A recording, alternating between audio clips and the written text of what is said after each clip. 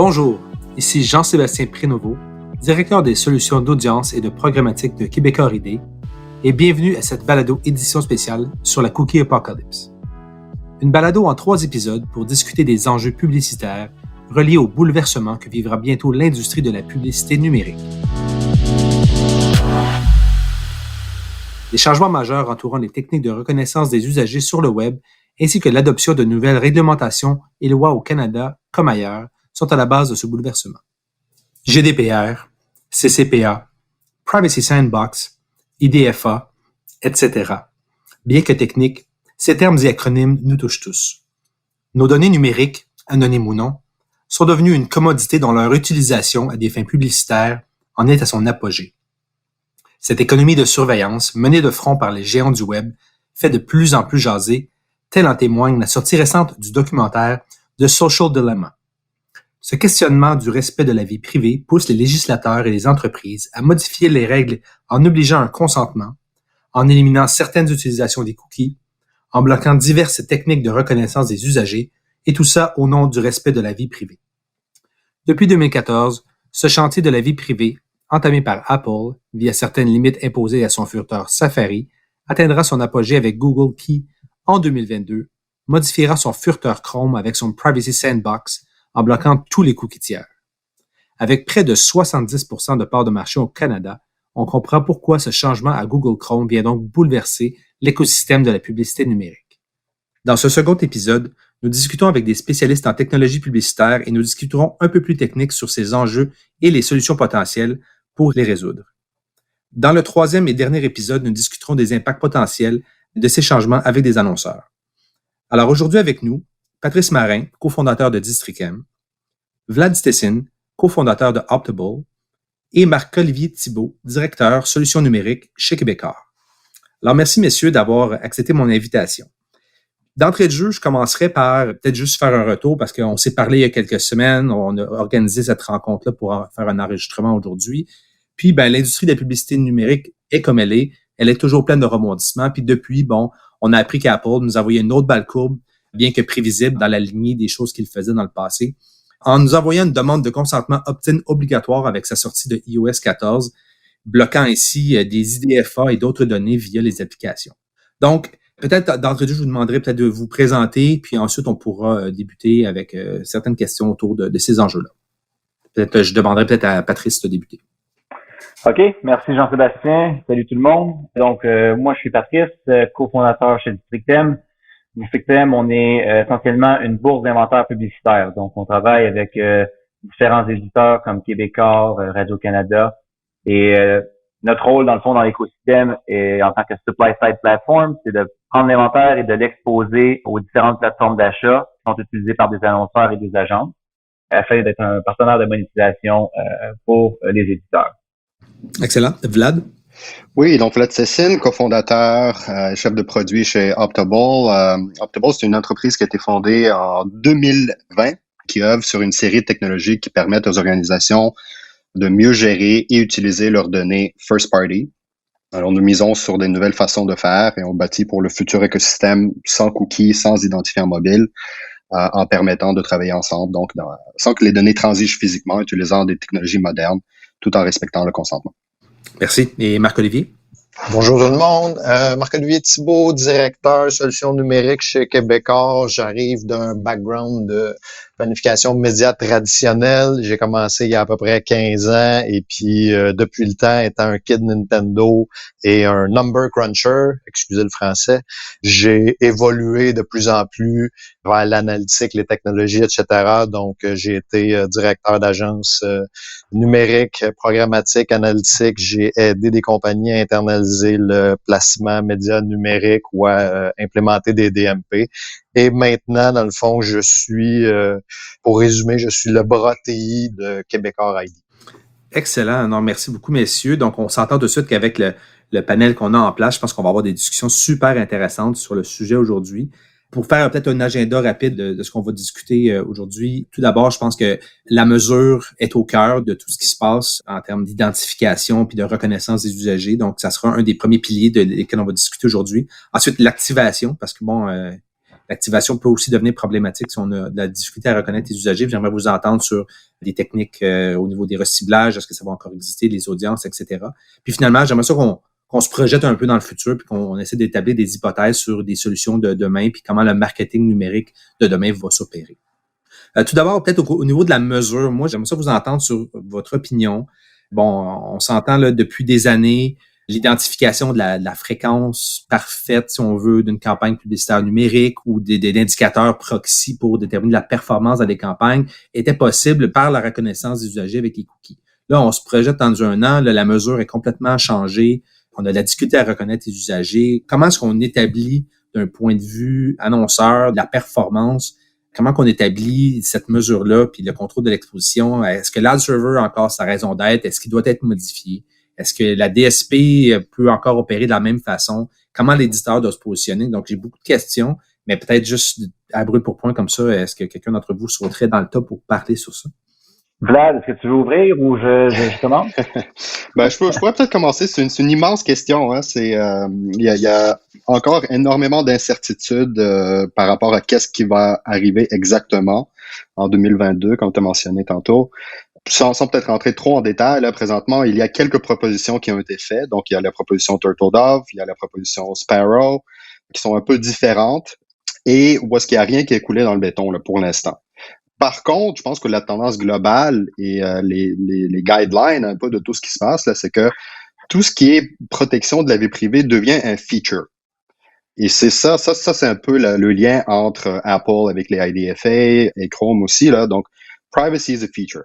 Et ça fait en sorte que toutes les propositions qui circulent présentement au niveau de Chrome vraiment sont centrées autour de cette idée que, au lieu de traquer les gens personnellement ou les devices personnellement ou uniquement, tout devient un peu traqué en groupe et ciblé en groupe. Et donc, quand on parle de ad server versus DSP versus SSP, tout ça, ça va être une question d'implémentation par ces plateformes-là, des standards qui vont être ratifiés là par Chrome et compagnie. Alors, il y a beaucoup d'imprévus. Ce qu'on sait, c'est que, encore une fois, il n'y aura pas, ou en tout cas l'idée derrière tout ça, c'est qu'il n'y aura pas vraiment de tracking individuel. Ça va être le tracking qui est en groupe et la mesure donc qui est en groupe aussi. Et puis moi si je peux ajouter, d'un autre côté, ce qu'on voit, c'est que dans le fond, l'écosystème programmatique existe depuis environ un peu plus qu'une dizaine d'années.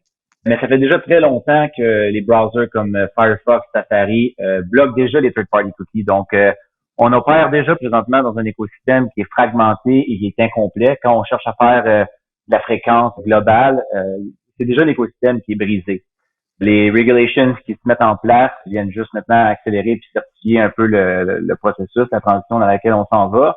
Donc, autant le ad server, que ce soit éditeur ou annonceur, le DSP, le SSP, tous ces modules-là ont toujours joué un rôle dans la chaîne. Et puis, personnellement, je crois qu'ils vont continuer d'exister. Ils sont certainement pertinents. Et puis, de toute façon, on a vu que les barrières deviennent de plus en plus minces à travers ces différentes plateformes-là. Dans le fond, qu'un DSP a plusieurs composantes d'un ad server, puis le stack de Google, quand on regarde la plateforme dans l'ensemble, c'était très fragmenté au début, mais ça l'est de plus en plus mergé dans un seul, excusez les termes anglophones, mais regroupé au sein d'une même plateforme. Donc, les composantes s'assemblent et puis deviennent de plus en plus unifiées, si on veut. Et c'est même pas rare de voir que Google a autant une suite éditeur qu'une suite annonceur. Et puis, il serait peut-être pas surprenant de voir éventuellement ces deux suites-là migrer ensemble. Verizon, un autre joueur aux États-Unis, a une suite un peu similaire. Et donc, Amazon aussi. Donc, juste pour dire que à ce stade-ci, c'est encore incertain à savoir s'il y a certains types de joueurs dans ces fonctions-là, ad server, DSP, éditeur, s'il y en a qui vont être plus affectés que d'autres. Moi, je pense que personnellement, on est tous à peu près dans le même bateau ensemble. Certaines fonctions vont devenir plus importantes que d'autres. On va pouvoir discuter un peu plus tard. Mais en gros, ben, c'est ça que je vois. Je pense que qu'est-ce qu'on observe en ce moment, c'est que tu as le W3C, qui est le World Wide Web Consortium, qui est un groupe d'ingénieurs qui n'ont pas nécessairement rapport avec la publicité, sont ceux qui suggèrent les modifications et les changements au niveau des browsers et des apps. Et en contrepartie, toute l'économie, l'industrie de la publicité veut avoir son mot à dire. Et donc, quand on dit le mot incertitude, c'est que il n'y a pas beaucoup de joueurs et d'acteurs de la table, annonceurs, qui sont présents dans ces discussions-là. Donc, c'est ça qui est un petit peu incertain. Et donc, il y a plusieurs discussions. Google qui émet TurtleDove, Criteo qui est une autre grosse plateforme a émis Sparrow qui était une réponse pour bonifier un peu l'offre de TurtleDove qui était pour certains très limitée dans ce qu'on pouvait faire. Et puis, dans le fond, ce qu'on dit avec Sparrow, c'est que peut-être qu'on devrait avoir, plutôt que les décisions soient prises et dictées par le browser ou le device maker comme Apple, pourquoi ça serait pas un neutral, une entité tierce et neutre qui est là pour faire fonctionner l'écosystème d'une manière uniforme, qui pourrait justement, comme Vlad le disait, amener la mesure et puis le ciblage, si on veut, par cohorte plutôt que par individu. Merci. Maud, as-tu un commentaire? Parce que j'ai plusieurs questions de follow-up sur ce que vous venez de dire. Là, il y a beaucoup de choses, puis c'est super intéressant. Oui, ben dans le fond, moi, je vais rebondir un peu. Tu mentionnais Google, puis peut-être qu'elle allait faire un seul stack. Puis on parlait aussi des inconnus. J'ai bien hâte de voir comment ça va se passer. Je sais pas, vous vous rappellerez, en juillet 2018, Google annonçait qu'il rebrandait AdWords, ça devenait Google Ads. DFP devenait Ad Manager et vous remarquerez que tout a passé sous le nom de domaine, disons, admanager.google.com. Ce faisant, il se prépare à avoir un cookie, ou du moins j'assume qu'il se prépare à avoir un cookie unifié sous le nom de domaine google.com pour toute leur stack. Et puis, il faut comprendre, j'ai hâte de voir comment ça va se passer en 2022, mais il faut comprendre que un cookie third party, ou en fait un cookie first party qui est appelé dans un environnement tierce, en ce moment, c'est considéré quand même comme un cookie first party. Donc, si vous avez le cookie de DoubleClick qui est appelé, t'as pas un utilisateur qui va directement sur doubleclick.net, donc c'est purement un cookie third party. Chrome, Apple, etc. vont s'attaquer à ça. Par contre, tout le monde va sur Google à un moment donné ou à un autre. À ce moment-là, le cookie est first party. Et quand on appelle ce cookie-là sur un site de Québécois ou quoi que ce soit, c'est considéré comme un cookie first party appelé en environnement tiers. À ce moment-là, est-ce que un joueur comme Google va être capable de reconnaître ses users à la grandeur du web de façon légitime? Probablement. Moi, j'ai vraiment l'impression que un joueur comme Google met la table pour sous l'ombrelle du privacy, met la table pour aller chercher une dominance quand même assez intéressante. Après, bon, c'est une supposition, mais pour revenir au sujet principal, c'est dur de voir. Il va falloir voir dans les 2 prochaines années qu'est-ce qui va se passer avec les propositions TurtleDove et Sparrow. Il va falloir voir comment Apple gère ses IDFA, etc. On a les yeux sur la balle, mais c'est dur à dire en ce moment.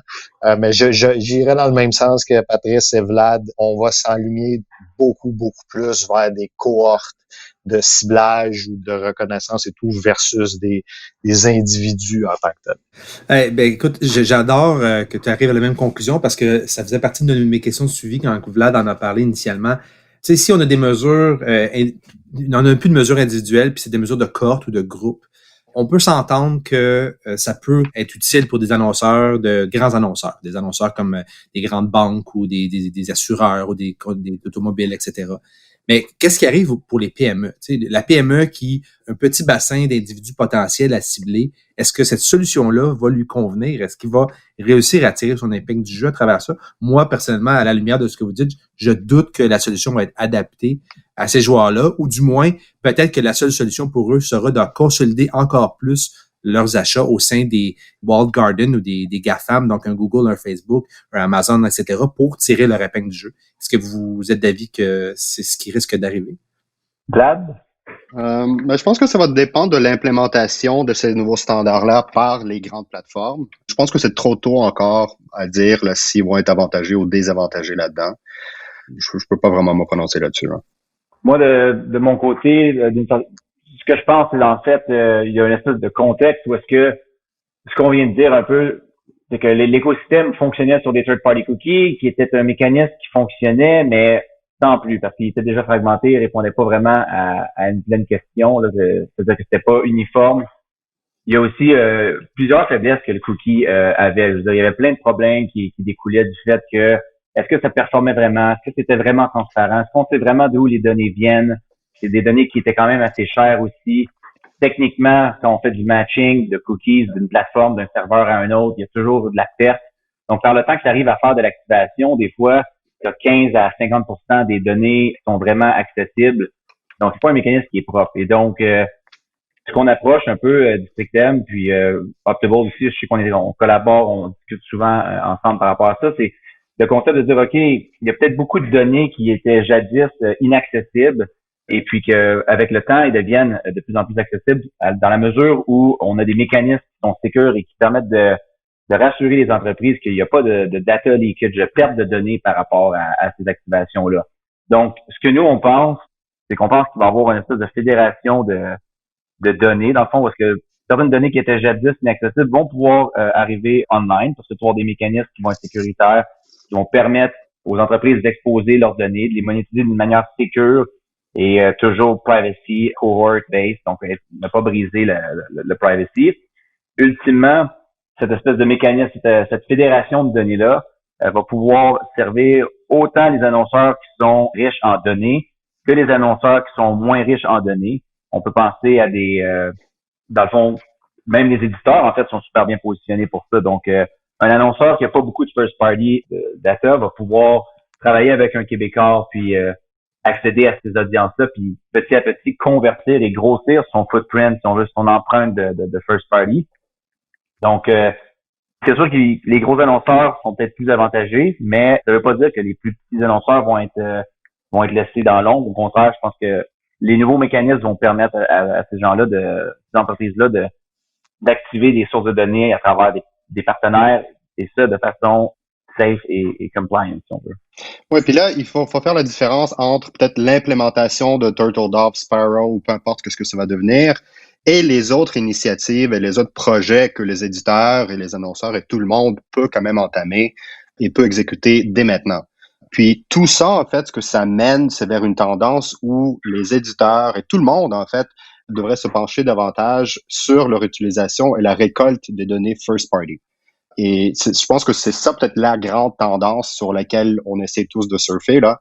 Parce qu'au lieu de truster un peu les autres plateformes, les DSP et tout ça, là, on est en train de se poser des questions là, sur comment est-ce qu'on peut mieux gérer nos propres données, mieux les commercialiser, mieux les utiliser, mieux bâtir des coops de données aussi.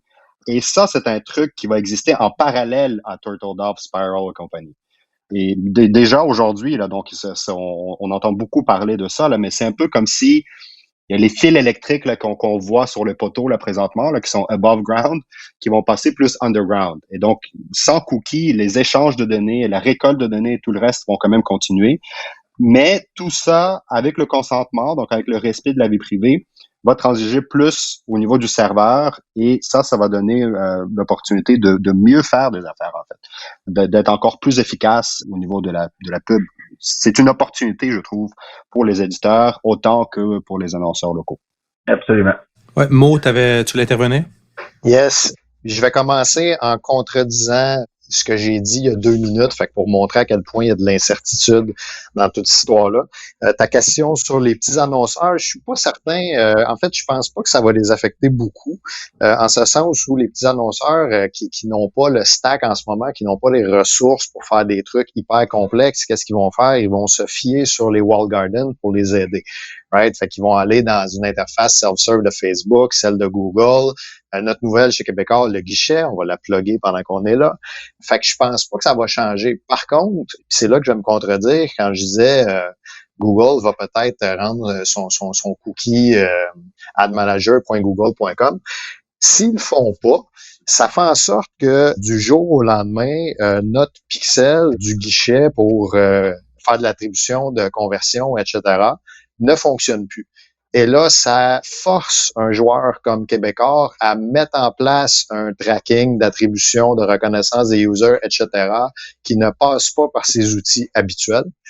Et là, du jour au lendemain, ben, ça marche plus pour nous. Et là, on est obligé, puis c'est pas une mauvaise chose, mais on est obligé de passer par les sandbox, des browsers et autres trucs du genre pour être capable de faire de l'attribution. Pour le petit annonceur, je pense que ça va aller, mais ça va franchement forcer les publishers et la technologie en général à évoluer pour être capable de fournir le même genre de service à ces petits annonceurs-là. Fait que ça va peut-être favoriser les walled gardens. Merci pour votre perspective. Plusieurs questions suivies. On parle de walled garden puis d'activation. Je pense que l'enjeu, Puis corrigez-moi, hein, parce comme tu l'as si bien dit, Mo, on change de stance quasiment toutes les 2 minutes sur plein de sujets qui entourent toutes ces questions-là, mais si les enjeux de reconnaissance d'usagers, comme ils se développent présentement, selon moi, ce sont des enjeux d'open web. Donc, tout l'open exchange qui transige entre différents intervenants, différentes SSP, DSP, annonceurs, etc. Ça devient du domaine plus privé, donc quand c'est la programmatique directe, par exemple, où un éditeur a une relation directe avec son annonceur, peut lui passer des segments parce qu'il a réussi, lui, à reconnaître ses usagers. Est-ce que, justement, on parle de Walled Garden, est-ce que ça va forcer justement les annonceurs à travailler avec des grands groupes, comme un Google, comme un Facebook, comme un Québécois au Québec avec sa force, pour justement réussir à trouver ces audiences-là qui sont reconnues et avoir un footprint qui est intéressant? Puis j'ajouterais même, est-ce qu'ils vont être dépendants de ces solutions-là à terme? Est-ce que ça fonctionne? Ou est-ce que on croit que les solutions déployées par les regroupements comme Index, de Trade Desk et Magnite qui travaillent sur un identifiant open web va pouvoir fonctionner à terme? Est-ce que j'ai comme plein de questions puis je l'ai comme lancé trop d'un coup là, mais grosso modo, est-ce qu'on s'en va vers une consolidation des éditeurs / plateformes technologiques, vous pensez, pour justement résoudre ces problèmes-là? Ben, moi, si je peux commencer, Vlad, tu pourras enchaîner, Marc-André aussi. En fait, ce qu'on voit, c'est que dans le domaine du open web, donc, où est-ce que tu as mentionné des joueurs comme The Trade Desk, Rubicon, Index, Pictem, on est dans cette salle-là aussi.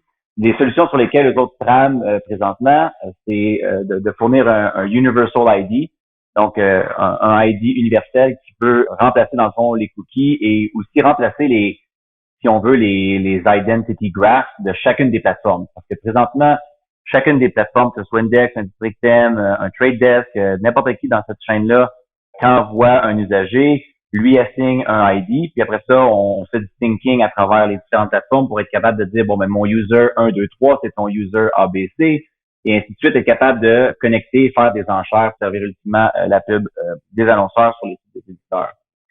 C'est sûr que d'une part, les Walled Garden sont bien positionnés par rapport à ça parce qu'ils ont le scale déjà, ils ont le consentement des users parce que ces gens-là ont déjà opté in, ont dit oui, mon Gmail, je veux l'utiliser, puis tu as le droit de faire tout ce que tu veux avec après.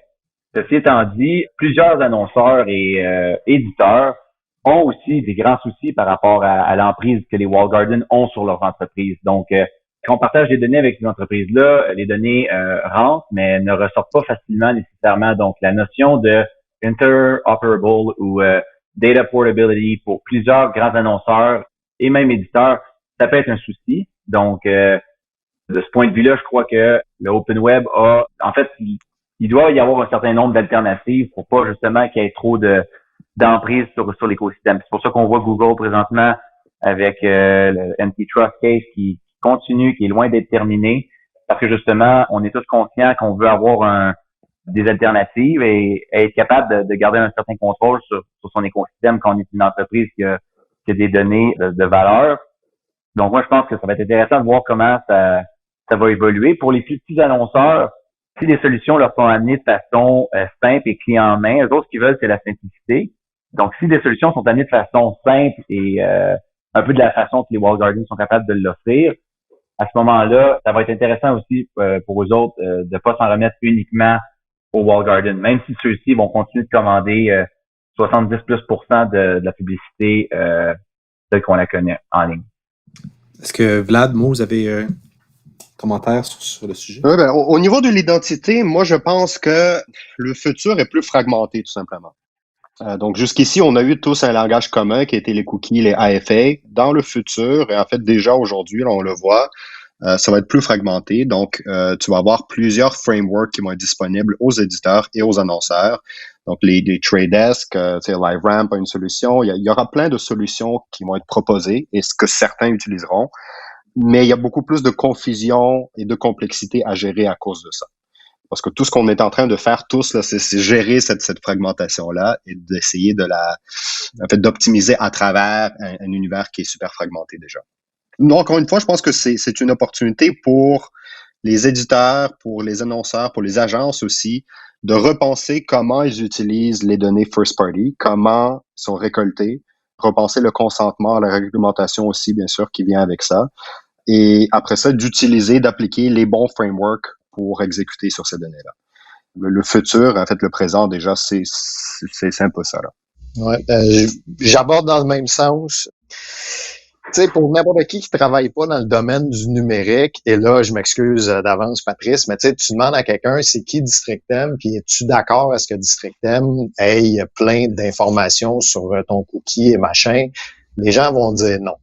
Fait que là, d'arriver en disant on veut jeter un pavé dans la mare et rendre la bébelle plus anonyme et tout, c'est pas une mauvaise chose en tant que telle. Par contre, qu'est-ce que ça va faire? C'est que ça va centraliser la compréhension des utilisateurs vers les walled gardens, où est-ce que, Patrice, tu le disais tantôt, les gens se sont authentifiés, ont accepté de partager leur information, patati patata. Fait que veux-tu vraiment que Google, qui sait déjà tout sur toi, soit la personne qui en sache encore plus sur toi puis que les autres non? Probablement pas. Et ce qui va arriver à ton point, Vlad, c'est que j'appelle ça un peu la game de l'accordéon. Là. Fait que des phases d'expansion puis des phases de contraction. En ce moment, il va y avoir une phase de contraction où est-ce que certains joueurs qui se fiaient beaucoup trop sur les third-party cookies, etc., vont avoir de la difficulté, mais il va juste avoir des nouveaux joueurs, des nouvelles alliances, un paquet de trucs comme ça. On va avoir des nouvelles méthodes de tracking, d'attribution et tout, qui vont être plus compliant avec les réglementations, avec les lois, qui vont être plus user-friendly puis privacy-friendly, qui est pas une mauvaise chose en tant que telle. Mais de là à dire que ça va disparaître, que ça va aller uniquement dans les walled gardens et tout, non. C'est vraiment juste une période de transformation qu'on va vivre en tant qu'industrie. Puis, tu sais, le web, c'est une jungle. Hein? Fait que le but, c'est jamais de s'en sortir indemne, c'est de s'en sortir avec plus de morceaux intacts que la compétition. Et puis, l'industrie va pas s'effondrer parce que on tire finalement la plug sur le third-party cookie. J'adore ce quote-là, mot de la jungle, on va le prendre, puis ça va être comme le titre. Puis parlant de jungle, je pense que c'est un bon segue pour le prochain sujet que je veux comme aborder un peu, parce que là, on discute beaucoup, puis là, je me pose la question, tu sais, le risque d'affaires à travers tout ça pour toutes les parties prenantes. Là. Donc, on parle de l'éditeur jusqu'à l'annonceur, en passant par tous les intermédiaires technologiques, là, que ce soit de la vérification, de la mesure, des exchanges, etc. Tu sais, on a vu, puis on le voit, puis on l'analyse depuis un certain temps chez nous, que la valeur au niveau du CPM, là, donc la valeur vendue des impressions aux devices qui sont non identifiés, là, donc on parle de tout ce qui est Safari, puis Firefox, etc., et quelque part entre 30 et 50% moins élevé que la donnée qui est identifiée. Donc, première chose, est-ce que les budgets vont varier? Est-ce que les acheteurs vont continuer d'acheter, mettons, 100 000 ou puis livrer plus d'impressions? Est-ce qu'ils vont diminuer leur budget parce qu'ils n'ont pas la visibilité complète sur ce quoi ils achètent et ils ont de la misère à comprendre? Est-ce qu'ils vont avoir un shift d'investissement numérique vers les plateformes plus traditionnelles, puisque peut-être on peut en discuter, mais est-ce qu'il y a eu un surinvestissement dans les plateformes numériques de façon générale à travers les années de par l'ultra-mesurabilité et la performance? Donc, j'aimerais ça, un petit mot, t'as la main levée, je vais te laisser débuter sur ça. Yes, merci. Ben, tu as mentionné la migration des dollars peut-être vers le traditionnel, c'est une possibilité. Je pars de la prémisse qu'un annonceur va toujours avoir le même budget donné pour initiative marketing et supposons qu'il continue à l'investir dans le média. Si son dollar web travaille moins bien à partir de maintenant, ça se peut qu'il y ait une migration vers le média traditionnel. Très possible. Sinon, supposons que le budget son budget web reste web. Ben, qu'est-ce qui se passe? Il se passe que, oui, il va payer moins cher pour son impression web, disons, en programmatique, parce que ça va être plus difficile de faire travailler son dollar efficacement. Fait que le prix baisse, mais après ça, il reste de l'argent dans ses poches. Qu'est-ce qu'il va faire? Ben, il va acheter plus d'impressions parce qu'il va se dire, mon impression travaille moins fort, mais je la paye 2 fois moins cher aussi. Fait que c'est pas très grave. Fait que c'est un équilibre qui va s'atteindre où est-ce que les agences, les annonceurs vont trouver où est-ce que leur dollar travaille le mieux. Mais l'investissement ne diminuera pas en tant que tel. Fait que ça va bouger, ça va se mesurer différemment, mais je suis pas trop inquiet sur est-ce que le web va réussir à tirer son épingle du jeu. Voilà. Ouais. C'est un bon point, Marc-Olivier, mais aussi un point que je veux ajouter, c'est qu'on voit de plus en plus, en fait, le média devient de plus en plus numérique. Hein. On fait le podcast, c'est un format audio numérique, la radio peut être numérique, l'affichage est maintenant, on peut maintenant transiger des campagnes d'affichage de façon numérique. Québécois, vous avez votre approche par rapport à ça, les autres afficheurs aussi, la télévision, c'est la télévision connectée. Donc, tout devient numérique d'une certaine façon. Les budgets, techniquement, devraient rester sensiblement les mêmes, mais c'est juste que, bon, pour les annonceurs, ça va être plus difficile d'avoir, si rien n'est fait, là, évidemment. Et c'est pour ça qu'on est dans l'industrie, parce qu'on veut résoudre ces problèmes-là. Mais si rien n'est fait, de être capable d'identifier et d'avoir des relations avec les utilisateurs, les users, pas avoir la capacité de faire des campagnes omnichannel, pas capable d'avoir des capes de fréquence globales. Pour les éditeurs, vous l'avez dit, c'est 50% de diminution des CPM. Et même si on veut toute la neutralité du contenu sur le web, donc on veut pas finir non plus avec un trumpnews.com parce que tous les autres éditeurs ne sont pas capables d'avoir si on veut du contenu puis être capable d'avoir un modèle de revenu qui est profitable. Ça va être vraiment intéressant de voir ça, mais la bonne nouvelle, c'est qu'il y a des solutions par rapport à ça. C'est juste de moderniser, si on veut, l'infrastructure qui est présentement, qui est en place actuellement avec les third-party cookies. Oui, puis j'ajouterais que ce que vous voyez chez vous, là, donc le trafic Firefox, Safari, là, qui amène beaucoup moins de revenus, c'est un truc qui est global, qu'on a vu aussi en Europe depuis le lancement de GDPR et aussi parce que Firefox est très, très populaire en Allemagne, par exemple. Mais en fait, ce que ça prend, c'est des raisons d'acheter cet inventaire-là. Et donc, si la seule raison de l'acheter, c'est des données third-party, et cette demande disparaît, ben c'est là que les prix baissent. Et l'opportunité qu'on a devant nous maintenant, là, c'est de trouver des excellentes raisons pour les annonceurs d'acheter cet inventaire-là, même si les cookies, les AFA disparaissent. Et ça, encore une fois, je radote là-dessus, mais ça revient à l'utilisation des données first party et la commercialisation de ces données-là. Et le challenge qui est bundlé un peu avec ça aussi, c'est que ça doit être facile à acheter. Ça doit être facile à comprendre c'est quoi et facile à acheter. Et donc ça, c'est un challenge qui est, je pense, en nous tous dans l'écosystème, là. Écoute, oui, effectivement, j'aime vos points de vue sur ça. Moi, j'allais ajouter, est-ce que justement le fait que les impressions sont achetées avec moins de données va occasionner un changement dans les comportements des acheteurs? Parce qu'on sait, bon, la fraude publicitaire s'immisce dans l'écosystème depuis fort longtemps. Bon, des dernières estimations, des chiffres là, c'est autour de 6 milliards de dollars, donc c'est beaucoup d'argent qui s'en va dans des bots, dans des data centers qui sont programmés à distance, puis des adresses IP qui changent automatiquement, etc., avec des sites qui vont scraper, excusez l'expression, des nouvelles sur d'autres sites pour faire des faux sites at scale, à la vitesse grand V, qu'aucun détecteur peut arriver à bloquer, là. Donc, s'il n'y a plus la donnée pour justifier l'achat de ces fausses impressions, est-ce qu'il y aurait un changement, vous pensez, vers des acheteurs plus allumés qui vont acheter plus de contexte, qui vont faire plus confiance à leurs partenaires d'affaires, tels des éditeurs comme Québécois ou autres qui ont des vrais sites reconnus, qu'on sait que des vrais usagers se rendent dessus? Est-ce que vous pensez que ça peut aller jusque-là? Absolument. Oui, je pense que les éditeurs premium sont très bien positionnés pour ça, à travers pas nécessairement juste de la programmatique directe 1 à 1, mais de la programmatique 1 à multiples. Donc, tu peux avoir certains regroupements d'éditeurs qui sont préidentifiés plutôt que de rouler sur des milliers de sites. Peut-être faire une sélection de 25, 50 éditeurs. Donc, avoir une combinaison d'achats avec des sites 1 à 1, mais aussi une combinaison avec des one-to-many, mais à travers un mécanisme de deal où est-ce que plusieurs éditeurs sont regroupés ensemble pour avoir plus de scale. Ouais, c'est drôle, je voulais revenir sur ta question précédente parce que je voulais faire un petit amendement, puis la question maintenant, ça va me permettre aussi de le faire.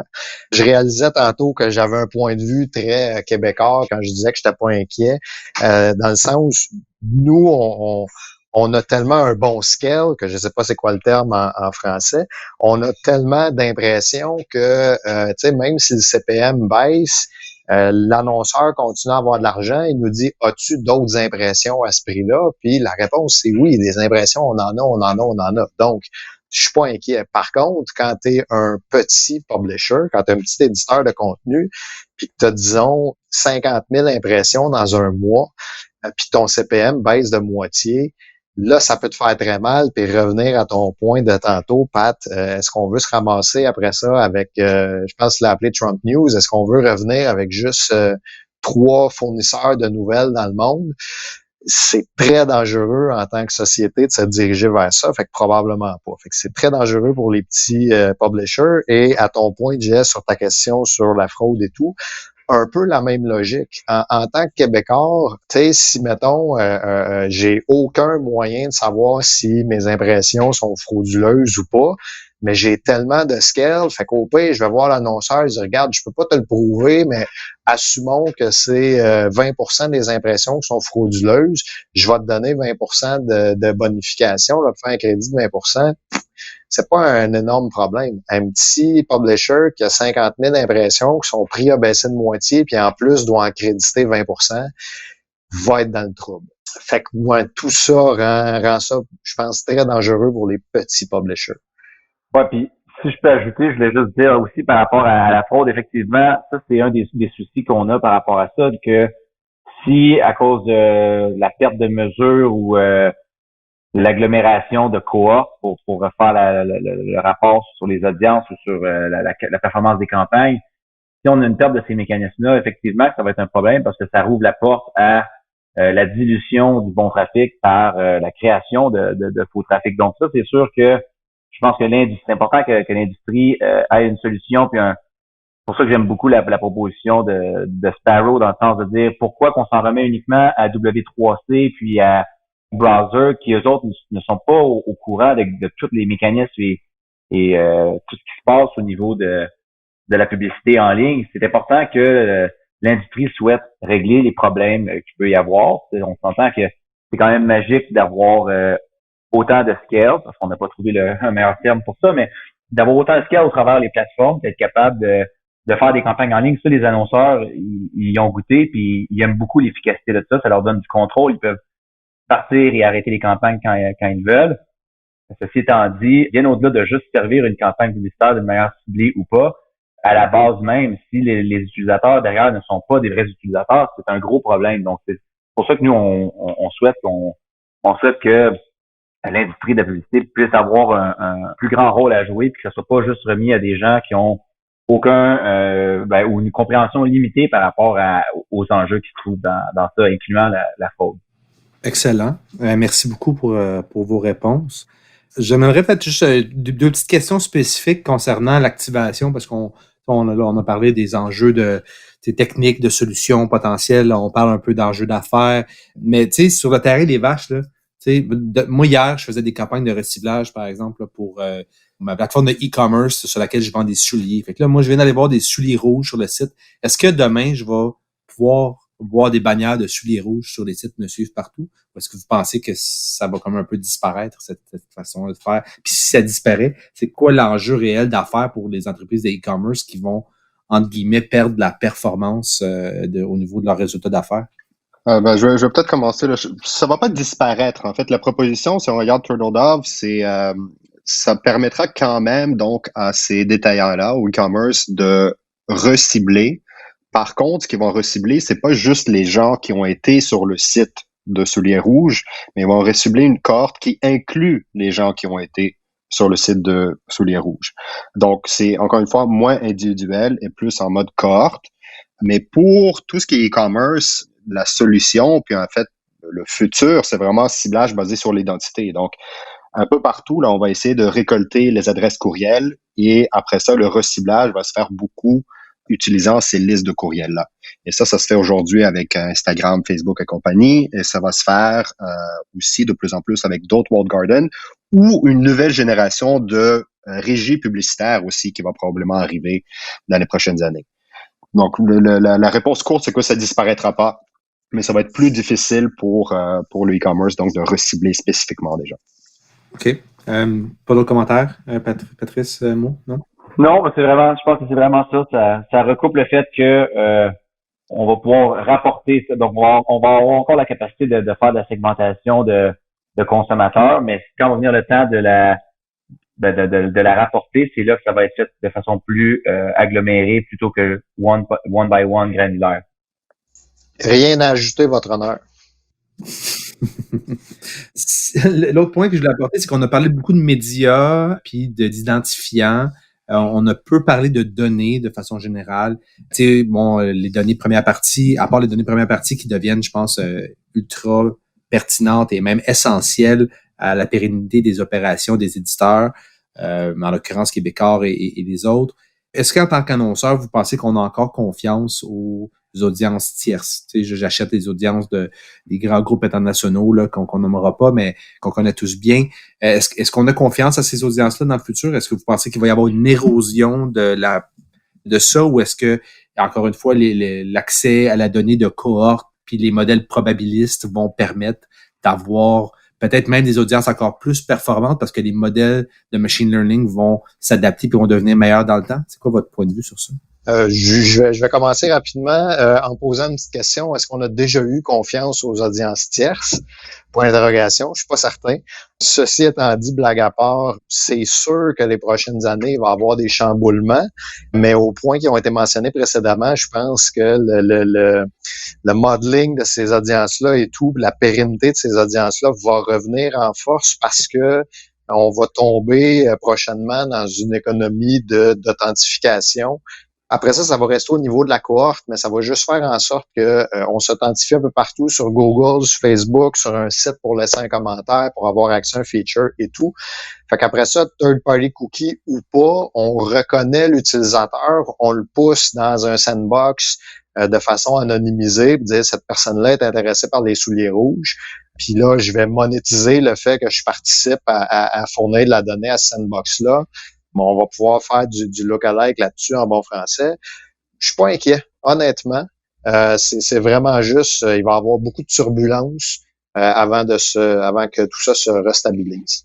Moi, je pourrais ajouter pour ma part que dans le fond, ce qu'on voit, c'est que personnellement, est-ce qu'on a toujours eu confiance? Oui et non. Je veux dire, il y a certains fournisseurs de données qui sont bien définis, qui existent là, et que oui, ils utilisent des third-party cookies, c'est parce que c'était le mécanisme qui existe présentement.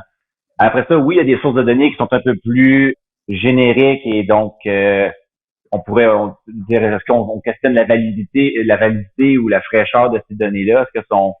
Parce que effectivement, quand tu es un fournisseur de données, si quelqu'un cherche quelqu'un qui veut des souliers rouges ou quelqu'un qui veut une voiture rouge, plus que tu en as en tant que fournisseur de données, plus que tu as de scale, plus que ça fait à ton avantage, parce que tu vas pouvoir activer, si on veut, ces audiences-là. Excusez-moi, j'ai juste trop de termes anglophones qui reviennent tout le temps, mais activer ces audiences-là pour et du coup faire ta part de revenus. Donc, il y avait comme un incentive qui était, à cause du manque de transparence de certains segments de données, il y avait comme des incentives qui étaient peut-être mal alignés, où est-ce que tu dis, je veux une audience très, très ciblée, mais mon modèle d'affaires me dit qu'il faut que je t'en fournisse le plus possible. Donc, à quel point chacune des audiences qui se retrouvent dans le segment en question est vraiment valable. Là, l'opportunité qu'on voit maintenant, c'est justement avec des plateformes comme Optable, des partenaires comme Québécois, peut-être même Districtem, nous aussi, on est actifs à ce niveau-là, mais on veut offrir une nouvelle infrastructure qui, elle, va être plus transparente et qui va être sécure et qui va, dans le fond, reprendre les concepts de privacy. Donc, les regulations, présentement, qu'est-ce qu'ils disent? C'est que ils veulent que le web soit plus décentralisé. Donc, on parle de tout ce qui est l'activation at the edge. Ça veut dire, en tant qu'utilisateur, j'ai mon ordinateur, j'ai mon mobile, j'ai ma tablette. Donc, ça, c'est le edge.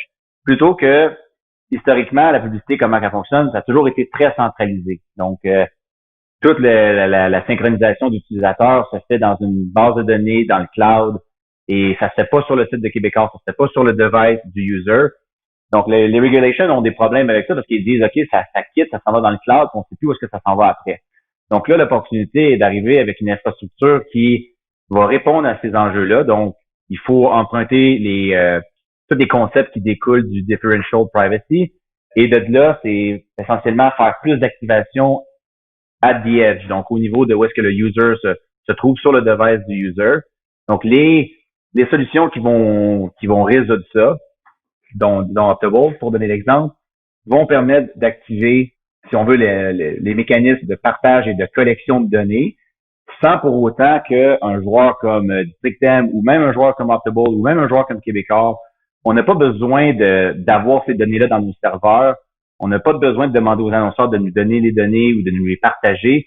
On veut juste trouver des façons de connecter les données, les activer, mais sans pour autant qu'elles quittent l'entreprise qui a la relation first party avec le user.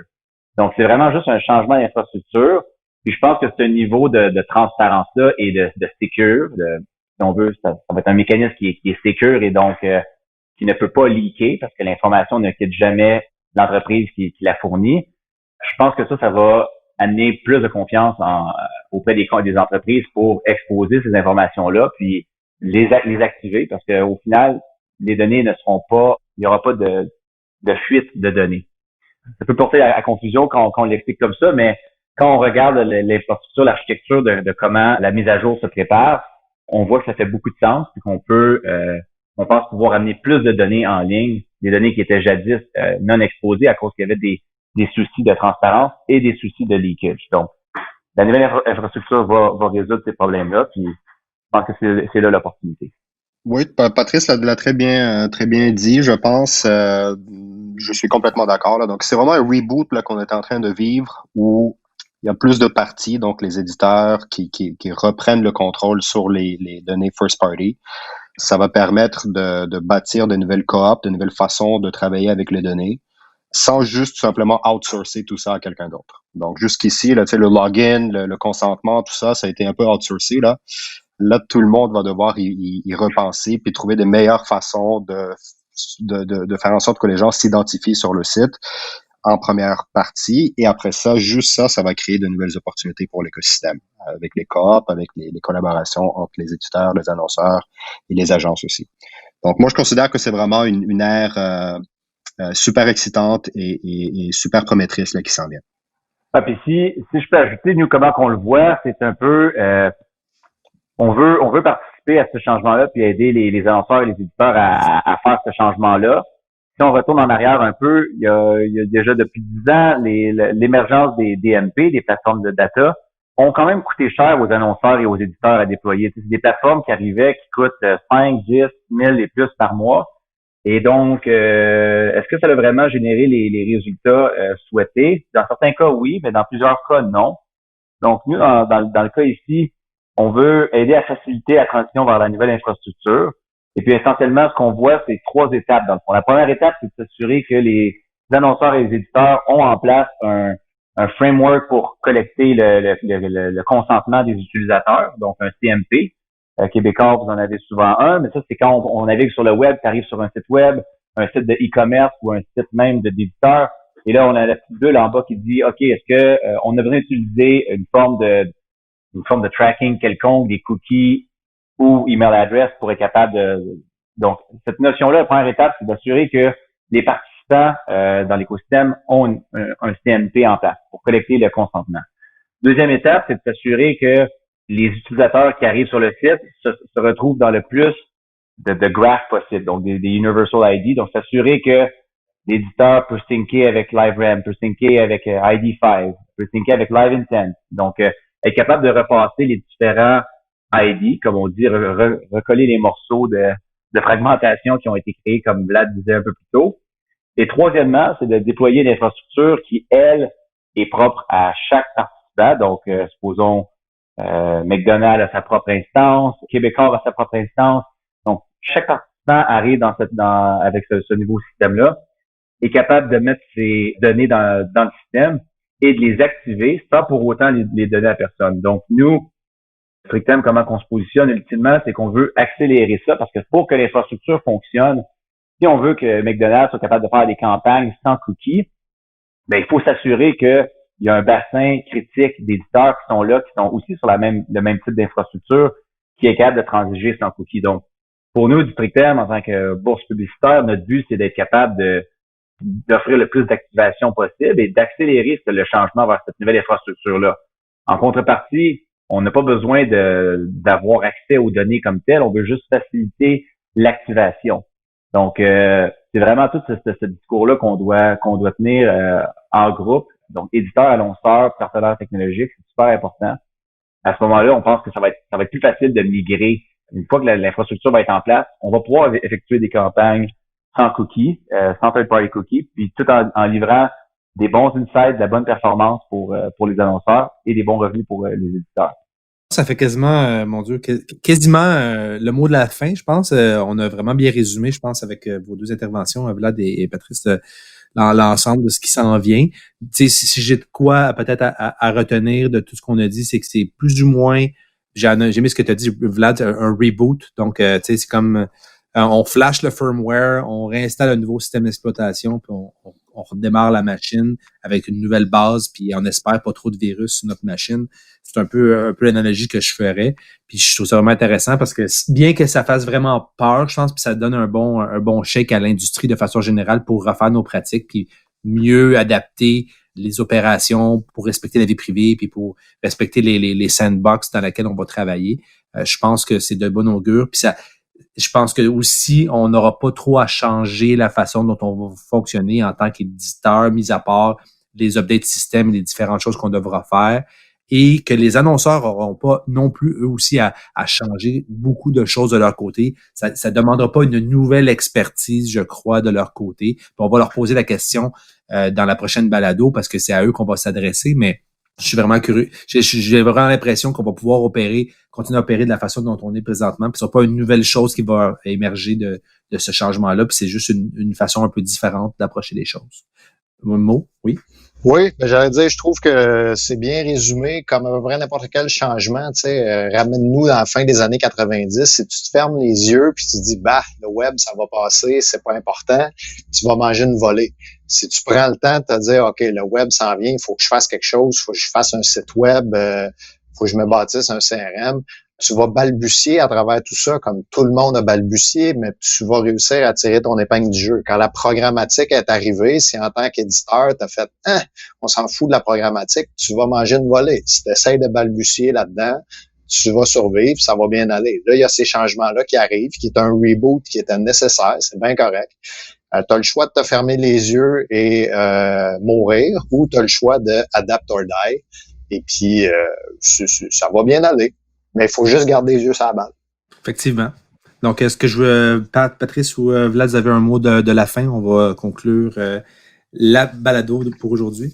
Juste un petit point, là. Donc, en plus du reboot, ce que je trouve vraiment excitant dans tout ça, c'est que j'ai l'impression que c'est vraiment une excellente opportunité de reprendre le contrôle sur nos affaires au-delà des GAFA. Donc, au niveau des données, au niveau du reporting, au niveau de toutes les choses qu'on a fini par outsourcer, finalement, là, c'est vraiment une méga opportunité pour reprendre le contrôle et de faire mieux. Et c'est pour ça, en fait, que c'est super excitant.